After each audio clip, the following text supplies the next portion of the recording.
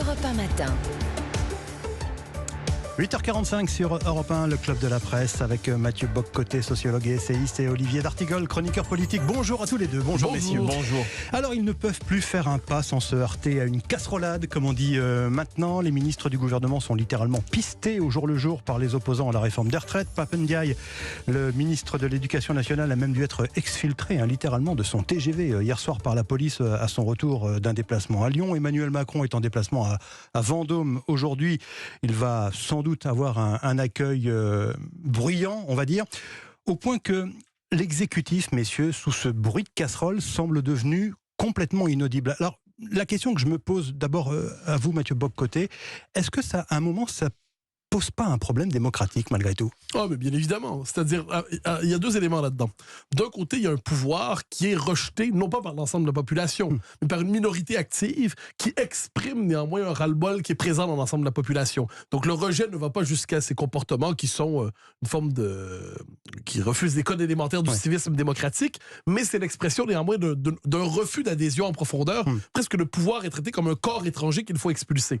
De l'autre côté, c'est le problème d'une classe politique très technocratique qui ne sait pas renouer avec le peuple dans une situation de crise comme celle-là, quand on n'a que des technos pour l'essentiel, qui n'ont pas le métier politique, qui ne savent pas jouer avec les passions populaires, qui ne savent pas toucher les fibres intimes du peuple. On a ce problème. Cela dit, vous avez raison, c'est un problème démocratique. On ne peut pas traiter ainsi durablement le gouvernement sans paralyser toute une société. Ce climat, il vous inquiète, Olivier D'Artigol? En tout cas, il est inédit dans le sens où le pays continue très majoritairement à ne pas accepter les 64 ans. L'exécutif pensait qu'après la décision du Conseil constitutionnel, on pouvait passer à autre chose. Qu'en fait, la séquence politique se terminait, qu'on pouvait...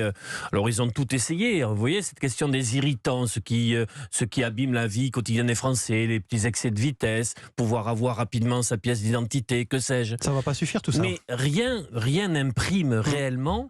Le pays est frontalement opposé à cette réforme et veut installer ce rapport de force, ce rapport de légitimité presque, dans la durée. D'où les casseroles et certainement d'autres formes. Mais c'est pas le pays qui veut instaurer ce climat, c'est quelques-uns. Franchement, il n'était que quelques centaines. Regardez les enquêtes d'opinion. Vous avez raison, il y a ce que Mathieu appelle les minorités actives, mais il y a quand même un climat général qui reste très hostile à la réforme. Quand vous avez plus d'un Français sur deux qui dit qu'on peut insulter le président de la République, ça veut dire qu'on a basculé réellement dans un climat qui est véritablement volcanique. Et surtout, au moment de tourner la page, la volonté de tourner la page était tellement explicite, tellement grossière, c'était marqué au stabilo. Pour tourner la page, véritablement, il ne faut pas dire à tout le monde, avec un micro, « Nous tournons la page ». Soyez conscients que nous tournons la page. Il faut donner une véritable nouvelle orientation. La nouvelle orientation qui serait capable de mordre. On dit souvent que, je reviens là-dessus souvent sur CNews, si vous me permettez, on dit que les Français sont ingouvernables. Un instant, il existe des majorités fortes dans le pays sur plusieurs questions. Majorité forte sur l'immigration, majorité forte sur l'école, majorité forte sur le soutien à la police contre les voyous, majorité forte sur la reconquête de quartiers qui se dérobent quelquefois aux lois et aux mœurs françaises. Il y a une majorité, mais c'est une majorité dont le gouvernement ne veut pas, et le fait est qu'il gouverne quelquefois avec des obsessions idéologiques qui ne sont pas celles de la majorité de la population. Majorité forte, Mathieu, sur le fait qu'entre deux élections présidentielles, le peuple veut pouvoir, sur certains moments, être pris en considération. C'est-à-dire que cette respiration démocratique qu'on n'aura certainement pas avec le référendum d'initiative partagée, y compris Emmanuel Macron avait annoncé le fait qu'il fallait peut-être, entre deux élections présidentielles, une respiration démocratique, sans qu'il n'ait pu dire plus précisément ce qu'il entendait en la matière. Mais il y a véritablement aujourd'hui dans le pays ce récit qui est fait par l'exécutif, on passe à autre chose, et un pays qui fait un refus d'obstacle parce que tout simplement la question, j'ai envie de dire vers où va-t-on, n'est pas réglée. Car il y a aussi cette histoire insensée des 100 jours, quand même.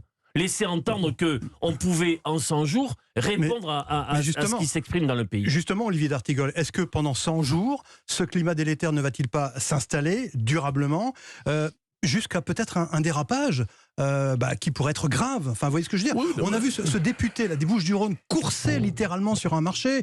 On a même il y a quelque chose, il y a un bris quand même. Non, je pense qu'il ne faut pas relativiser. Il y a un bris dans le rapport au ce que j'appelle le civisme démocratique élémentaire.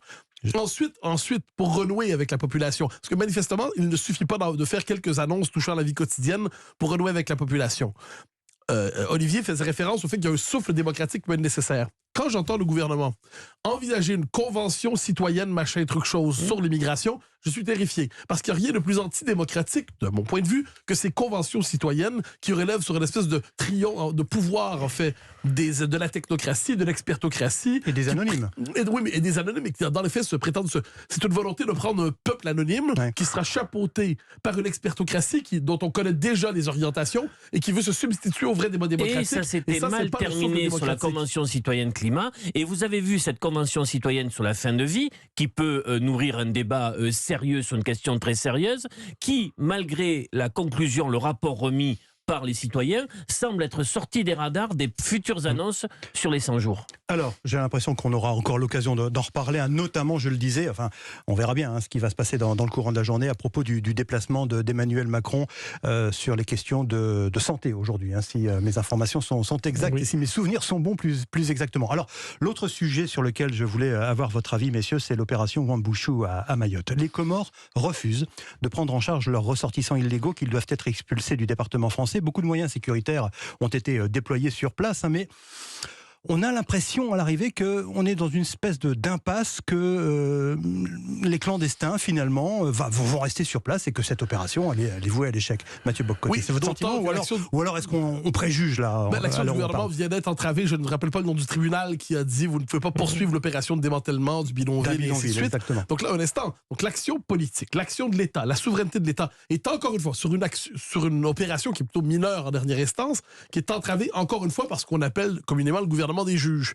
Donc, si dans la volonté de s'en prendre une question aussi centrale que l'immigration clandestine à Mayotte, qui est dénoncée par les gens de la place qui disent on n'en peut plus, c'est intenable. Et encore une fois, qui va faire la politique d'immigration de la France? Des juges et les clandestins qui eux-mêmes décident d'imposer leur présence. Donc ça, je pense que c'est l'élément central. L'État est paralysé dès lors qu'il veut faire une action minimale. Et il y a aussi l'aspect diplomatique, c'est-à-dire que les Comores, pour l'instant, c'est une fin de non-recevoir.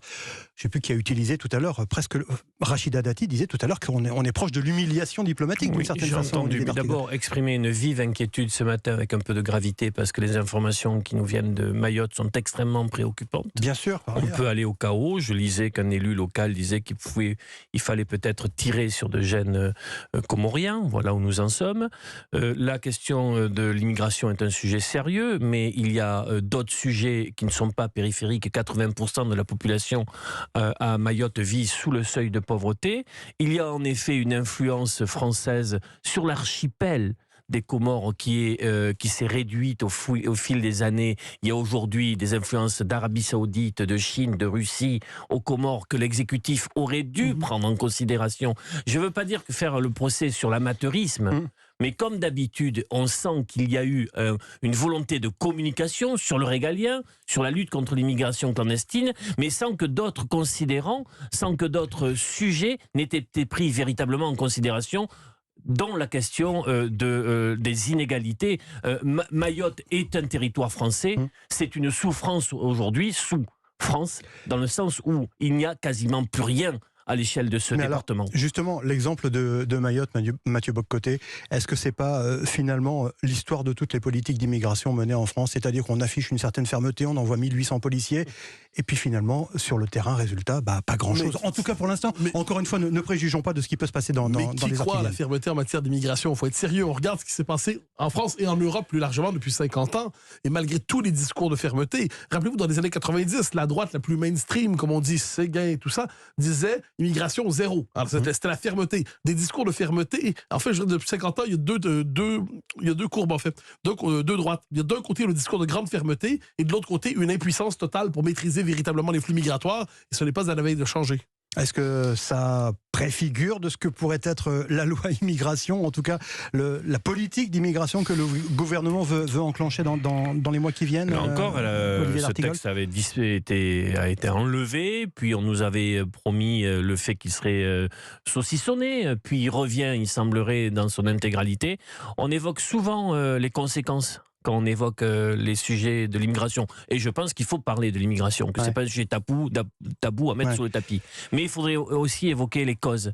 Qu'est-ce qui fait qu'un être humain, quels que soient les murs ou les barbelés que vous pouvez mettre partout, aura toujours le désir, l'envie de vie et d'améliorer ses conditions de vie? Ce qui nous amènerait à pouvoir discuter et agir sur les causes, sur ce qui génère ces flux migratoires à l'échelle du monde et dans certaines parties du monde, comme aux Comores, parce que nous évoquons là que les gens viennent de Mayotte ou des Comores, du même peuple. C'est la même histoire, c'est la même géographie. Oui, mais à l'échelle de l'histoire, je vous dirais que la planète entière aujourd'hui rêve de s'installer en Europe pour l'essentiel. C'est un désir que l'on peut comprendre personne par personne. Si l'Europe consent cela, l'Europe n'existe plus. L'essentiel de l'immigration se fait sur des zones africaines. Par exemple, 80% se fait sur les pays limitrophes. Non, oui, il n'y a pas encore de Kwassa entre l'Île-Dieu et Noirmoutier ou entre Porquerolles le mouvement historique que nous connaissons, c'est le sud qui remonte vers le nord, et le nord ne sait trop comment réagir. Merci messieurs, merci Mathieu Bock-Côté, et sociologue essayiste, et merci Olivier d'Artigol d'avoir participé à ce club de la presse ce matin.